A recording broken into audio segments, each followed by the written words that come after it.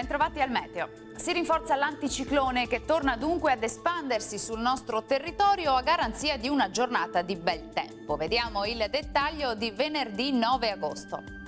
Sul Veneto avremo un ampio soleggiamento su tutti i settori. Il cielo infatti si manterrà sereno dappertutto. Non sono attese precipitazioni particolarmente degne di nota. Valori minimi in aumento tra 17 e 22 gradi, temperature massime comprese invece tra 29 e 33 gradi. Sarà asciutto e stabile anche sul Friuli Venezia Giulia, la giornata sarà decisamente soleggiata come vediamo e anche in questo caso non sono previste piogge.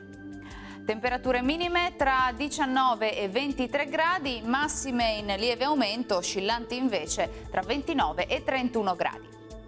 Ci spostiamo infine sul Trentino Alto Adige, anche qui sarà soleggiato ovunque, il cielo sarà sereno al massimo velato sui settori alpini di confine.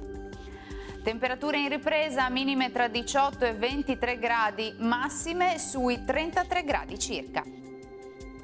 Bene, dal meteo di Antenna 3 per ora è tutto, arrivederci.